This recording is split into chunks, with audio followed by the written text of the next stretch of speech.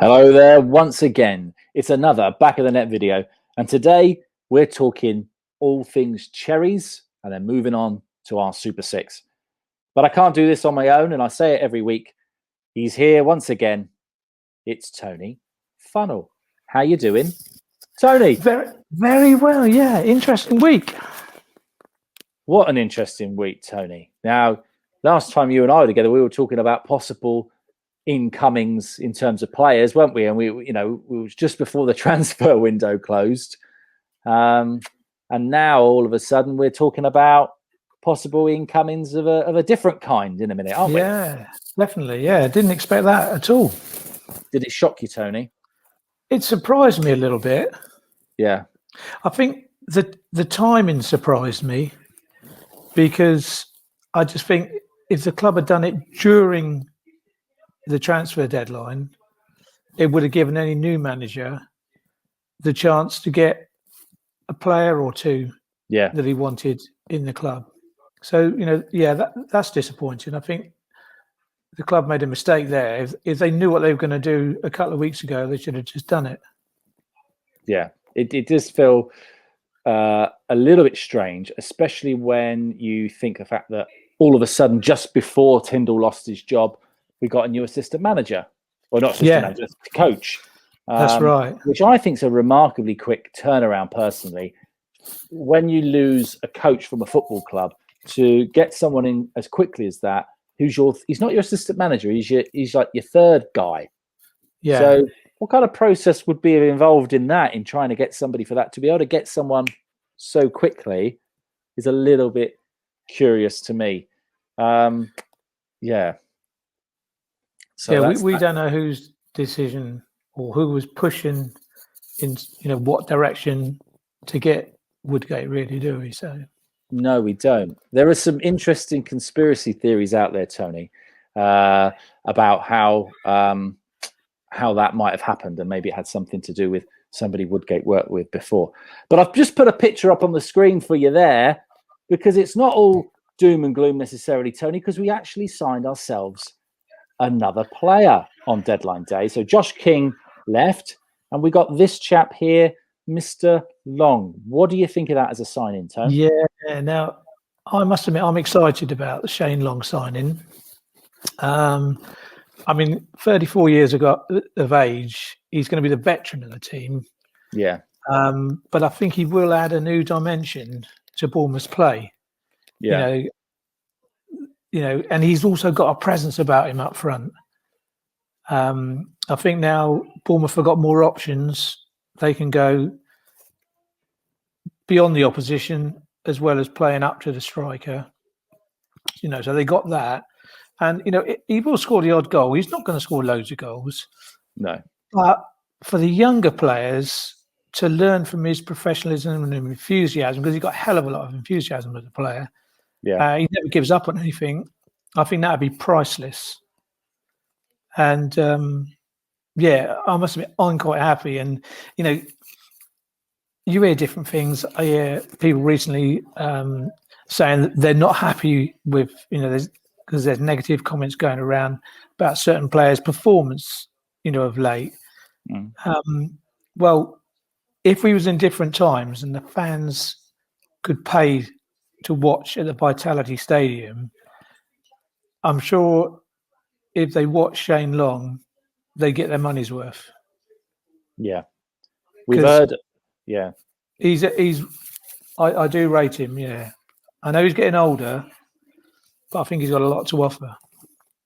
Southampton fans, many of them categorise him as a grafter.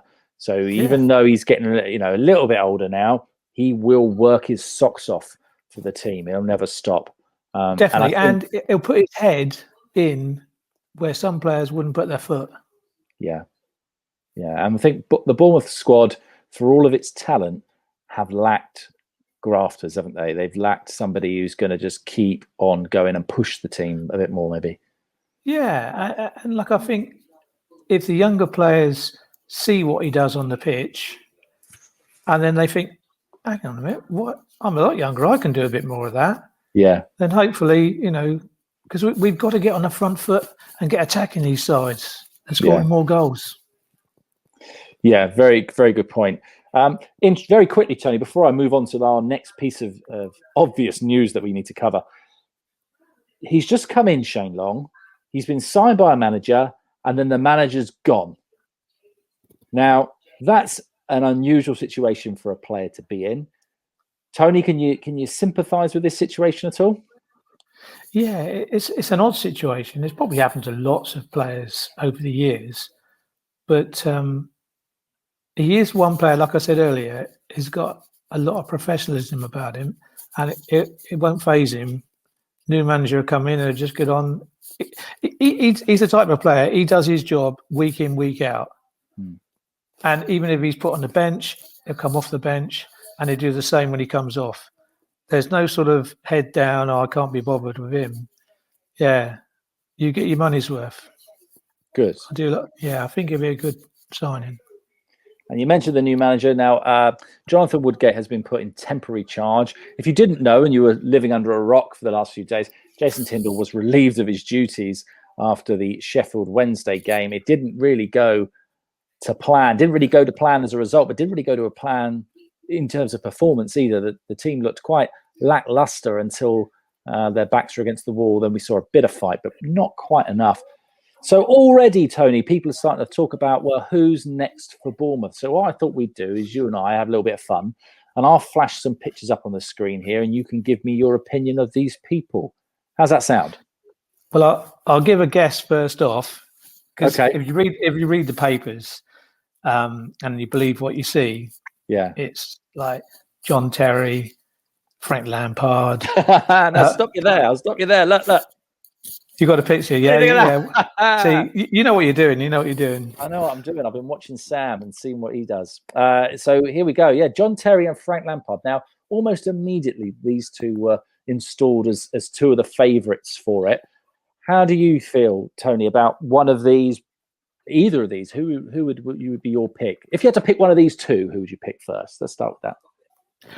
We did mention earlier that it's very quick, and you were right in what you said. It's very quick since it's only been a week since Frank Lampard has been released from Chelsea, and I think you're right. He maybe does need a few weeks to reflect on that.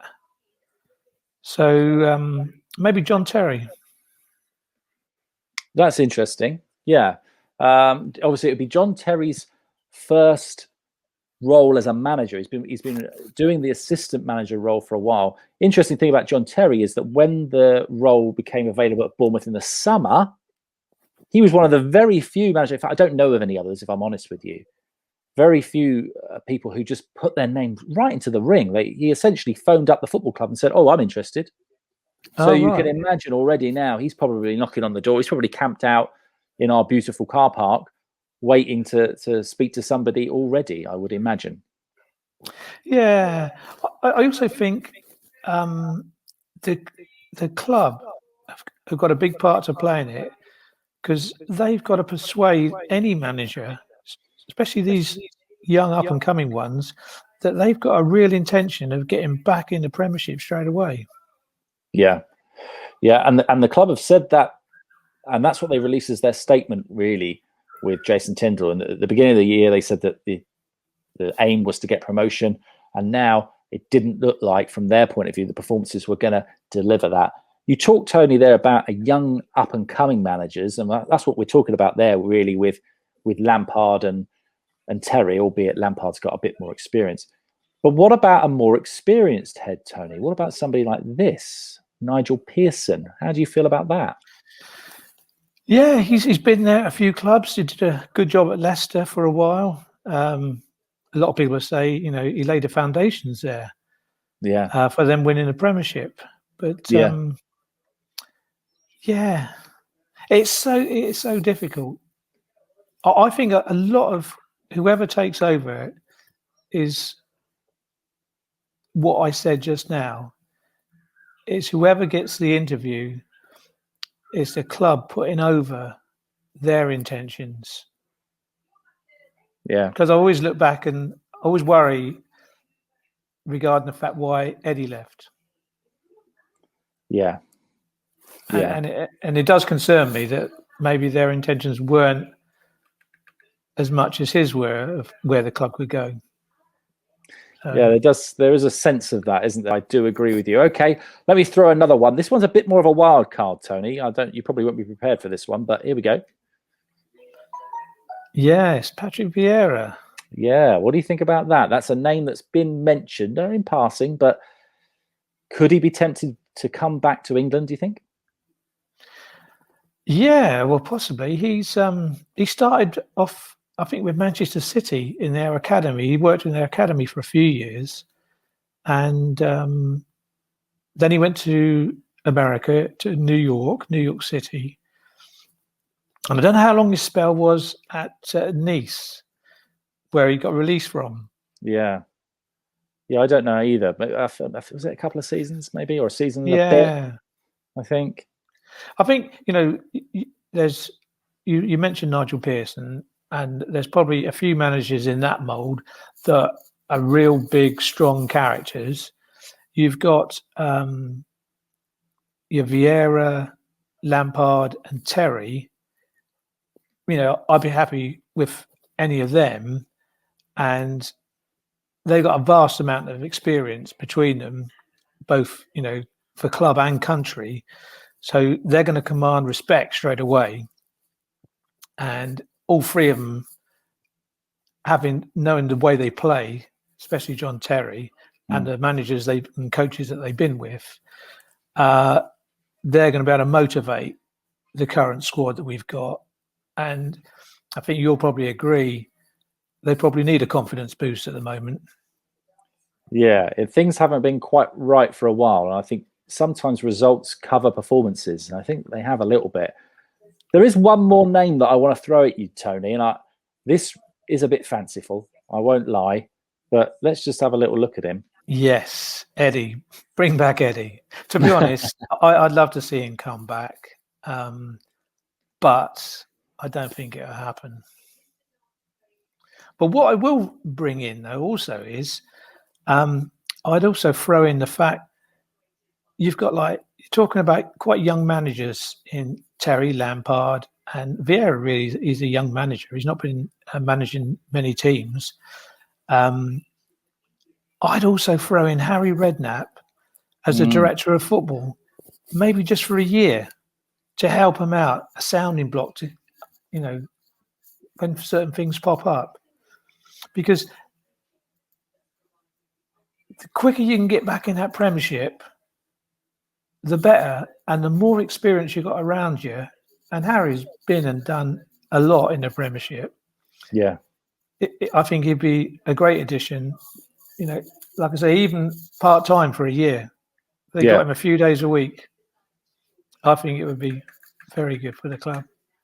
It would be good for the club. It'd be good for you as well, Tone. Next time you play golf with him, something to talk about. Yeah, we got something to talk about, but that's something for our listeners to talk about. What do you think? Yeah. Please, could you please put your comments below? Also, don't forget to subscribe and like this. We'd love to know what you think. Maybe we'll pick up some of all the things that you say in the next news round next week. Tony, let's get on to the big business. It's time to have a little look and see how we're getting on in the Funnell Forecast Super 6. And the cross by Heffernan, and was that a foul? It's a goal anyway from Funnell. Yep, and we're going to have a little look at the league now. Tony, how do you think you might have got on? Well, luckily, I have looked, and I know I'm still in 9th place. I've been in 9th place for the last 3 weeks, I think, 8th or 9th. Yeah. I had a poor week midweek. I only got Manchester United to win, but most of the people around me had poor weeks. So I did get lucky, really. Yeah, I think you did, Tony. And you are in 9th. You're in good company, though. Look, there's Colin Stevenson below there, Alan Rocket, Lewis Curtis. Naomi's in 6th, Tony. Yeah, I tell you again. I don't know why I bother looking and studying when if you just pick them at random. See which way the wind blows. You get points, yeah. So then you got Tyler Gregory, Wareham, Mark Cole. Thank you, Mark Cole. By the way, Mark Cole sent us a message in the week, didn't he, Tony? Yeah, it's nice. I've got someone against me that's telling me, "You're an old boy, Tony. Remember, there is midweek matches." Where Yeah. my family don't bother telling me. They don't bother, do they?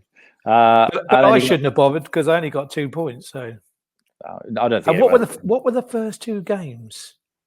2-1 Tony, 2-1 2-1 Tony. Tony. They were. Then we've got Jamie Dawson, Brian Baxter, and Zachariah Modric, who's still on fire at the top there. But it is still close. Anything could happen. So let's have a little play now. Play our game, see how we get on. Right, here we go. So, Tony, we are starting with Newcastle United against Southampton. What do you think might happen here? Well, Southampton are on a poor run at the moment, and they've just lost Shane Long, so I'm going 2-0 Newcastle. Oh, I know I've shocked you there, haven't I? You have really shocked me there. You have really shocked me there, Tony. I don't know if Man United are in this week. I don't know what you're going to do for them. If you did that for Southampton, that's it. 2-0 to Newcastle. Here we go then. Burnley against Brighton. Yeah, Brighton on an excellent run, aren't they? Mm-hmm. But they don't score many goals. And I think Burnley will score at home, so I'm going to give it a draw, 1-1. 1-1. We don't get many draws in this game when we play this, you and I, Tone. No. You're not a fan of a draw. Okay. Borough, Brentford. Yeah, Middlesbrough and Brentford. Yeah, I tell you, I watched the odd game and the odd highlights, and Brentford do look a very good side. Yeah, they're good going forward. Side. Yeah, I'm going to go. Tony, come on. Yeah, 2-0 to Brentford. 2-0 to Brentford. Okay. Hey, look at that. Bournemouth against Birmingham. Is it new manager bounce? Can Woodgate bring them a result, or is it just going to be the same old? Tony, what do you think? No, I think Bournemouth are going to have a bit of zip about us, and I'm going 2-0 Bournemouth. 2-0 Bournemouth. I like it. I got Stoke versus Reading. Yeah, I'm going 2-1 Reading. 2-1 Reading. And finally, Tony, QPR against Blackburn Rovers. 2-1 Blackburn. 2-1 Blackburn. We whizzed through that this week, didn't we? Yeah. Well, we did a lot of chat about about the news. What time is that first goal going to go in? 4 minutes. 4 minutes. Challenge, Jeff. Submit my entry. And we are done. Brilliant. Tony Funnell, I just had a little thought then. Now, this is something that Neil Dawson, back in the net regular, mentioned the other day. When you look at the coaching setup at Bournemouth before Tindall went, you had Tindall, defender, Purchase, defender, Woodgate, defender, Sean Cooper, the defender. Do you think that has a bearing when you're looking for a new manager, the position that they used to play on the pitch, or does it not really matter? No. I'll tell you what would be interesting. How many managers there are? What's the ratio? Defenders, ex-defenders, midfield players, or forwards? That would be interesting. It wouldn't be forwards. Forwards would be the lowest. Yeah, I can't think of many forwards who've gone on to be managers. Yeah, I reckon there's more midfielders. Yeah, that are managers. Yeah, I can think of a few off the top of my head. So yeah, I think you're probably right. Perhaps someone can tell us. Yeah, I'd love to know if there's someone out there who's got a thirst for that kind of knowledge. Please do find out for us. We'd like to know some statistics on that. That would be great. Right. Well, that brings us to the end of our news roundup and Super Six. So from Tony and I, it's adios. Yeah, and up the cherries.